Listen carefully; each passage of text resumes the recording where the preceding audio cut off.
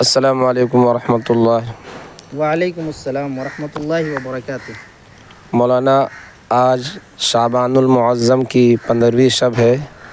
آج کی رات کی کیا حقیقت ہے، ذرا بتائیے۔ قاری صاحب، آپ نے بہت بہترین سوال کیا ہے کہ شعبان المعظم کی آج 15ویں تاریخ ہے اور 15ویں شب، لوگ جسے شب برات کے نام سے جانتے ہیں۔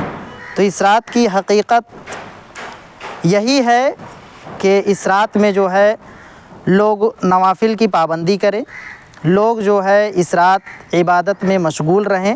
لیکن جو چیز یہاں بدعت ہے، میں اس کو آپ کے سامنے بیان کرنے جا رہا ہوں۔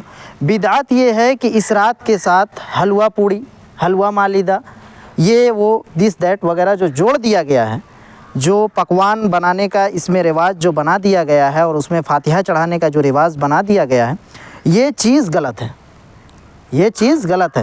اس کے علاوہ مسجدوں میں میلہ کرنا، مسجدوں میں بھیڑ بھاڑ کرنا اور میں سمجھیے کہ مسجد کو جو ہے برائی کا اڈا بنانا، جیسے کہ آپ بھی ایک بحیثیت امام، اور آپ تو ایک استاذ ہیں لیکن بحیثیت امام کہیں آپ نے خدمت دیا ہوگا تو آپ کو بھی دیکھنے کو ملا ہوگا کہ کبھی کبھی دیکھنے کو ایسا مل جاتا ہے کہ مساجد میں جو ہے جو لوگ جو گندے قسم کے لوگ ہوتے ہیں، وہ مساجد میں آ کر کے وہ یہ سمجھتے ہیں کہ 15ویں شعبان کی رات کو جو ہے جاگنا ضروری ہے، اور وہ جاگنے کے چکر میں بیڑی، سگریٹ، اسی طریقے سے پان، تمباکو، گٹکا وغیرہ کا استعمال کرتے ہیں مساجد میں۔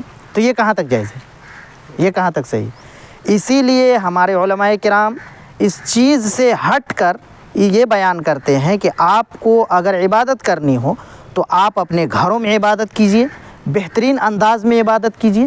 عبادت کرنے سے کسی کو روکا نہیں جاتا ہے، بلکہ احادیث صریحہ سے یہ بات معلوم ہوتی ہے کہ آپ رجب المرجب اور شعبان المعظم کے مہینے میں اپنی عبادتوں کو بڑھا دیجئے، اپنے روزوں کو بڑھا دیجئے، آپ روزوں کی پابندی کیجئے، تاکہ آپ رمضان آنے سے پہلے رمضان المبارک کے لیے آپ تیار ہو جائیے۔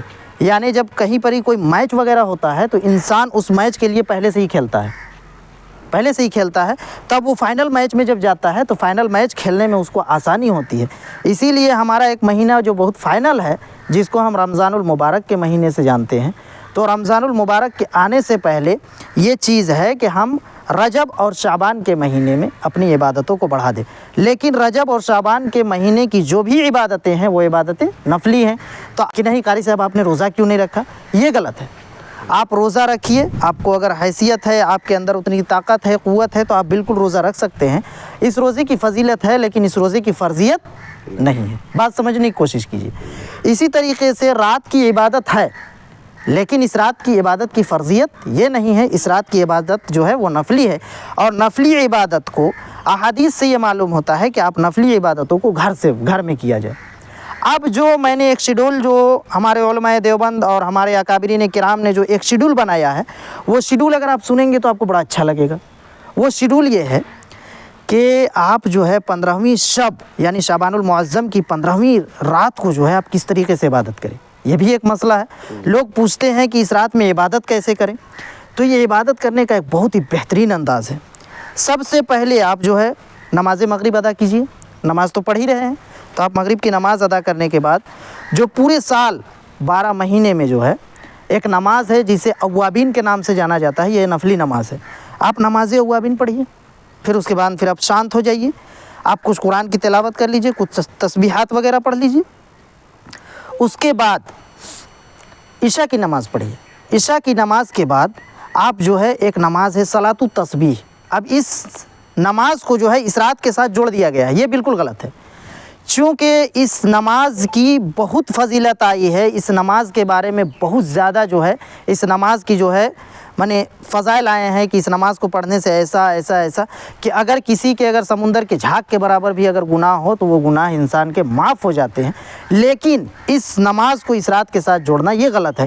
اور اس نماز کے بارے میں ہے کہ اس نماز کو آپ روزانہ پڑھیے، اگر روزانہ نہ ہو سکے تو ہفتے میں پڑھیے، اگر ہفتے میں بھی نہ ہو سکے تو آپ مہینے میں پڑھیے، اگر مہینے میں نہ ہو سکے تو سال میں پڑھیے، اور سال میں بھی آپ اگر نہیں پڑھ पा रहे हैं तो आप ज़िंदगी में एक मर्तबा इस नमाज को ज़रूर पढ़िए। तो कम से कम इंसान सालाना एक मर्तबा पढ़ लेता है तो इस रात में इबादत का एक माहौल बनता है, तो आप इस रात में पढ़ लीजिए इशा के बाद। इस नमाज को पढ़ने में 1-1.25 घंटा लगता है।